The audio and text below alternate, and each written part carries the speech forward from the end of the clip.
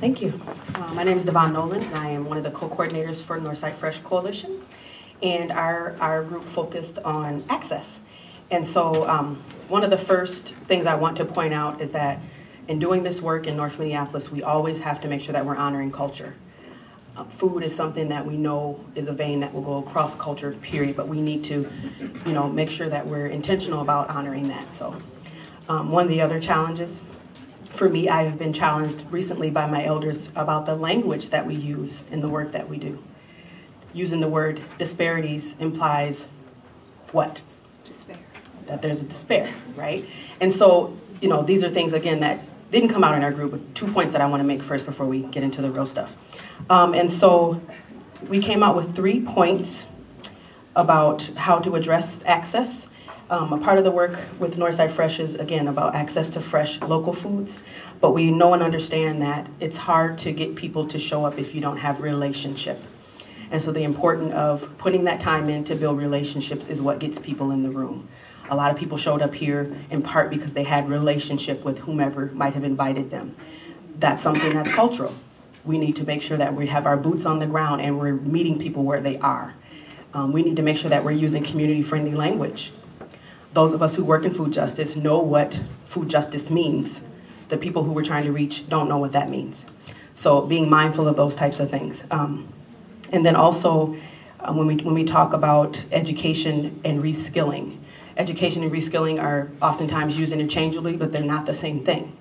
Education, oftentimes you educate someone, they take that information, they may or may not apply it, opposed to reskilling, where it implies that you, in fact, do have the skills that are needed, and we just need to help you tap into them. That's what we see happen with Project Sweetie Pie when we have, or other youth farm or other organizations that work with youth. Oftentimes they just haven't gotten their hands in the soil, and when they do, they are awakened because it's innately there. And let's see, the importance of relationship. And also starting young was another big point that came out quite a bit in our discussion. Again, getting back to our old ways of knowing and being, and knowing that there's a generational disconnect. In a lot of our families and cultures, we grew food. We grew our own food. And now we're in this generation where eating means opening a box or a can.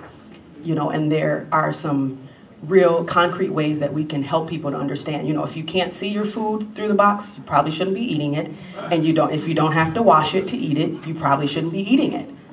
Simple things like that. But we have to create that safe space to have that dialogue. And again, it is time consuming and it takes work, but I believe wholeheartedly everybody in this room is committed to making this happen.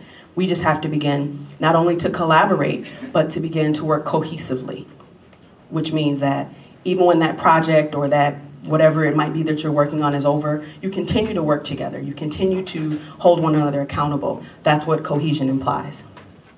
Let's see, I think those were the 3 main points I could go on and on about. Again, some of the challenges were related to outreach. Again, people to do the legwork, getting land long term. That's another thing that came up.